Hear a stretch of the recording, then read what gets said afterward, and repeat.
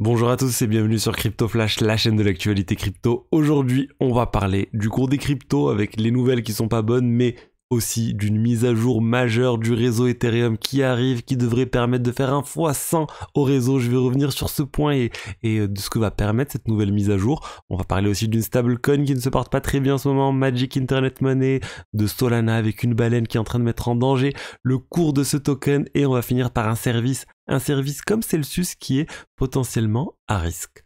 Alors, pour ceux qui ne connaissent pas la chaîne, tous les jours, je vous propose une synthèse des meilleures actualités sur les cryptos. N'hésitez pas à vous abonner et activer la cloche pour ne rater aucune vidéo. Vous pouvez me suivre aussi sur Twitter. Vous trouverez le lien dans la description, ainsi que le lien de ma formation pour débutants dans les crypto-monnaies. Si vous comprenez rien de ce que je dis, n'hésitez pas à aller voir ce lien. Commençons par le cours des cryptos. C'est vraiment une journée rouge aujourd'hui. On a un Bitcoin à moins 12%, 18 000 $.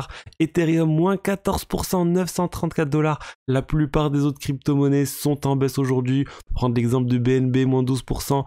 Solana aussi, moins 9,4%. Donc c'est vraiment une journée noire. C'est la continuité des des annonces en fait sur ça a commencé avec Terra Luna, ça a continué avec Celsius et plein d'autres news de ce type. Le marché a perdu confiance là dans les cryptos, l'inflation est au plus haut, les annonces de la Fed font baisser le marché boursier, le marché crypto, donc on est vraiment dans un contexte macroéconomique qui est pas bon pour les cryptos. Et on va parler de tout ça en détail, mais je voulais revenir sur le cours déjà du Bitcoin. Regardez le cours là actuel de 18 000 $, c'est quelque chose qu'on n'avait plus vu depuis vraiment longtemps, depuis à peu près août 2020. Voilà, fin d'année 2020. C'est un retard de 2 ans. Voilà, on vient de se prendre 2 ans de retard sur le Bitcoin. Ethereum, c'est pareil aussi. Regardez la chute là, les 940 $. Ça faisait très longtemps qu'on n'avait pas connu un Ether en dessous de 1000 $. On revient à du début d'année 2021. Donc c'est vraiment très bas. Mais après, écoutez, moi je continue de le faire et je l'ai toujours dit. Je pense que l'Ether, c'est quelque chose, et l'Ether et le Bitcoin et le marché de la crypto dans sa globalité, c'est quelque chose qui peut potentiellement encore baisser davantage. Donc ça me choquerait pas que ça perde encore 90%. Honnêtement, je serais pas choqué. Mais ma vision sur le long terme, c'est que, écoutez, je crois toujours dans les cryptos, dans les grosses cryptos, Bitcoin, Ethereum principalement. Je pense que ces cryptos ont encore un avenir et que dans 10 ans, dans 20 ans, ça reviendra et ça sera potentiellement davantage. Après, c'est un pari, un risqué, faut pas se mentir. Mais c'est une conviction que j'ai depuis de très nombreuses années. Et on va voir maintenant qu'est-ce qui va se passer au cours des prochaines années. Mais juste attention, ne mettez pas trop d'argent dans les cryptos, ne mettez pas de choses que vous n'êtes pas prêt à perdre, ça reste un investissement risqué, les crypto-monnaies, et c'est tout ce que je peux vous dire sur ça. Parlons maintenant rapidement d'un petit tweet de CZ de Binance qui a tweeté comme une lettre à la poste. Donc il est à Vivatech en fait, donc la conférence tech qui est en ce moment en France. Et il a dit en fait que le groupe La Poste est en train à lancer des NFT ou va lancer des NFT sur Binance. Donc c'est assez surprenant cette information, La Poste qui lance ses propres NFT. Et voilà, c'était le petit clin d'œil rapide. Parlons maintenant de cette mise à jour du réseau Ethereum. J'en avais parlé une fois sur ma chaîne, mais là il y a du nouveau. Ça s'appelle le proto-danksharding, ce terme barbare qui est vraiment assez incompréhensible.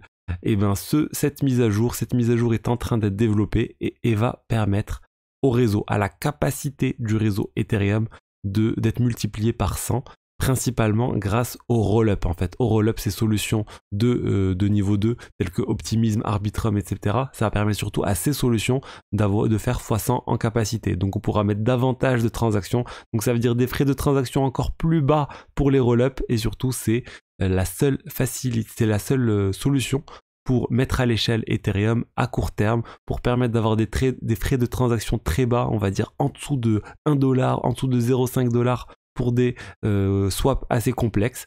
Et cette mise à jour, elle a quand même été proposée par Vitalik, l'auteur de EIP 4844. Il y a plusieurs auteurs, mais notamment Vitalik, donc le créateur d'Ethereum. Il y a aussi d'autres co-auteurs avec lui. Et cette EIP, donc cette mise à jour, ça fait longtemps qu'on en parle, mais maintenant il y a des tests qui ont eu lieu. Il y a eu une réunion des développeurs il y a quelques jours sur le sujet, et ils ont clairement fait des avancées, ils ont clarifié un certain nombre de choses et il y a eu une démonstration qui a été faite par deux personnes, une personne de chez Coinbase, l'autre de chez Optimism, où ils ont montré en fait comment cette mise à jour peut fonctionner. Ils ont donné un lien du repository GitHub associé, donc voilà, vous pouvez le voir ici. Ça fonctionne, on va dire, en mode prototype, donc c'est une très bonne chose, on va dire. Ils ont bien avancé sur le code, il reste encore plein de choses à mettre en œuvre. Ça a bien avancé, ça n'arrivera pas avant de merge, clairement, donc c'est pas pour tout de suite. Mais potentiellement, la prochaine mise à jour qui viendra après de merge, je pense maximum 6 mois après de merge, c'est quelque chose qu'on pourra voir et c'est quelque chose qui pourra faire baisser grandement du coup les frais de transaction sur le réseau. Après, en ce moment, ça va, le réseau n'est pas trop saturé, mais c'est en préparation de l'adoption massive qui pourrait avoir lieu je ne sais pas quand, c'est en préparation du prochain bull run, c'est en préparation de tout ça et les équipes sont en train de développer tout ça en parallèle. C'est pas des développeurs en moins pour de merge, c'est des équipes en parallèle qui travaillent sur cette mise à jour et c'est vraiment ça serait une très bonne chose que ça arrive très vite. Donc pour ceux en fait qui veulent savoir comment ça marche, c'est assez technique et je vous invite à aller voir le lien eip4844.com tout simplement et voir toute la FAQ qui a été rédigée par Vitalik, donc la foire aux questions. Donc toutes les questions techniques sont bien explicitées ici et si vous voulez creuser le sujet, allez-y. Mais globalement, ça introduit un nouveau concept, les blobs de data, qui va permettre aux solutions de niveau 2, de type rollup, de pouvoir stocker, on va dire, davantage pour moins cher sur le réseau principal Ethereum. Donc voilà, moi je trouve bien que les développeurs ne s'arrêtent pas et que ce soit en bear market, en bull market, ben les gens continuent de builder, de construire et de développer les réseaux. Parlons maintenant d'une stablecoin qui ne se porte pas très bien en ce moment, c'est le MIM, le Magic Internet Money. Donc la stablecoin qui est assez associée à Abracadabra et à son fondateur Daniel Sestagili. C'est une figure assez controversée sur le crypto Twitter. Et cette stablecoin, regardez comment elle a fortement chuté. C'était assez stable en fait depuis, par exemple, regardez là sur 7 jours, stable, et d'un coup là au cours des dernières 24 heures, c'est passé à 0,9$, donc un dépeg de 10%, qui est assez énorme pour une stablecoin, surtout à la baisse. Finalement, ça a repris, et pourquoi il y a eu ce dépeg, cet écart des 1$, c'est parce qu'il y a eu des rumeurs, il y a eu plutôt des annonces comme quoi le protocole aurait une dette de 15 millions de dollars à peu près. Ils ont une bad debt, donc on va dire quelque chose qui ne devrait pas exister sur le protocole mais qui existe, plutôt de 12 millions de dollars. Et ça inquiétait les gens en disant voilà, le protocole potentiellement ils sont pas solvables, etc. Mais on va dire que 12 millions de dollars à l'échelle de tout le meme, c'est vraiment négligeable. Je suis pas en train de défendre le meme parce que je suis pas fan de cette stablecoin en particulier, mais en tout cas pour cette news, c'est pas cette news qui va vraiment casser cette stablecoin. Il faut qu'il y ait autre chose. Et potentiellement il y a d'autres choses, mais c'est pas 12 millions de dollars ou 15 millions de dollars qui vont venir détruire cette stablecoin. Donc je pense que c'était surtout de la panique. Et finalement, écoutez, c'est bien revenu. On va voir maintenant, au cours des prochains jours, est-ce que ça va continuer, est-ce que les gens vont reprendre confiance dans cette stablecoin. Mais je pense qu'ils ont suffisamment de collatéral pour pouvoir, en tout cas, repasser très proche du 1$. On va parler maintenant de Solana.